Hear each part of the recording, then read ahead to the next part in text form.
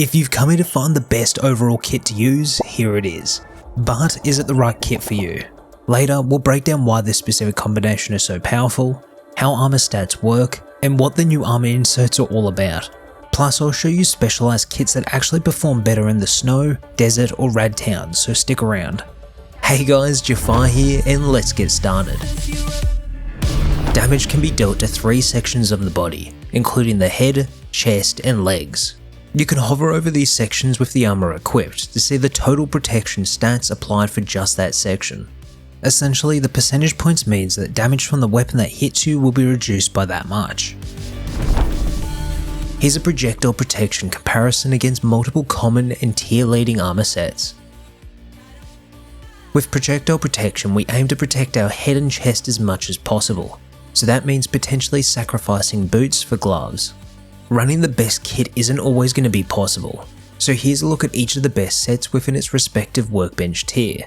For example, this means level 1 armor only requires at most a level 1 workbench to craft these items. I recommend rushing for the starter kit early game. While most people will be stuck running around with barely any clothing on, you can already be armored up with some basic cloth, wood, leather, and rope. This gives you the edge when looking to build your first base or collect the initial tools and resources.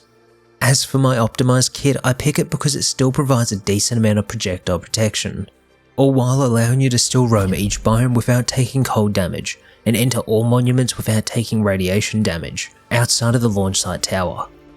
However, the main reason I picked the riot helmet instead of the wolf headdress is due to it offering 3 armor insert slots, essentially allowing us to get better protection than we could with the wolf headdress. To get a sense for how these tiers stack up against each other, we'll compare their time to kill against a few guns.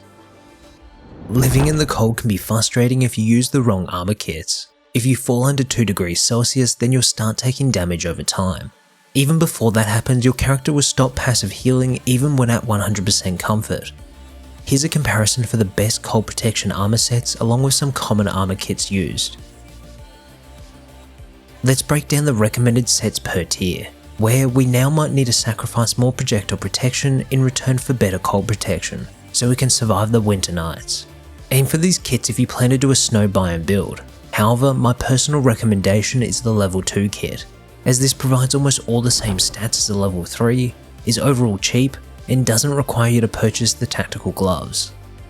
The desert is a tricky biome as it's hot in the day and cold in the night, so it's hard for a single kit to cover all scenarios.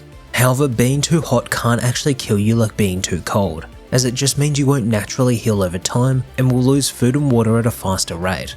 A tip is, if you use the heater in the desert, it will actually provide you comfort and cool you down. See for yourself. Here's a look at the best desert sets for each tier, along with some other common sets. If you're interested in these sets, here's a look at the required items and stats when compared with each other. As for the recommended overall kit to wear, I recommend the level 2 tier. As for the chest protection, it's the exact same as the level 3 tier with just a less head and overall cold protection. However, you could always wear the full metal kit for daytime use and swap out the chest plate for the jacket at night to keep warm. Some monuments hold a level of radiation that stops you from entering inside as a fresh spawn, forcing you to armor up before entering inside.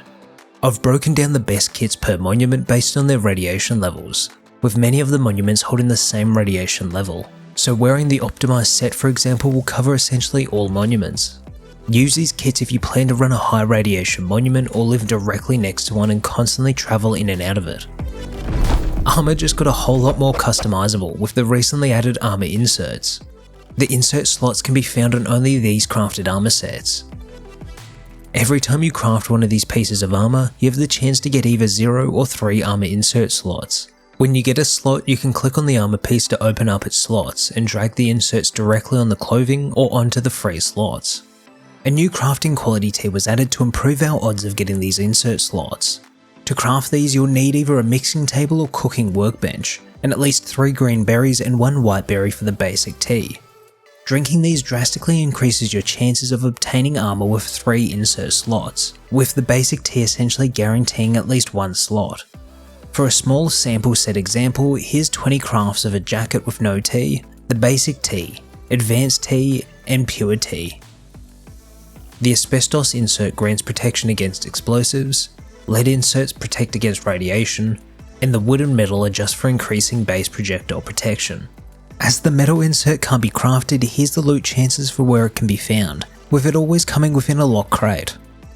Additionally, the wood insert can be crafted at a level 1 workbench, while the asbestos and lead can be crafted from a level 2 workbench.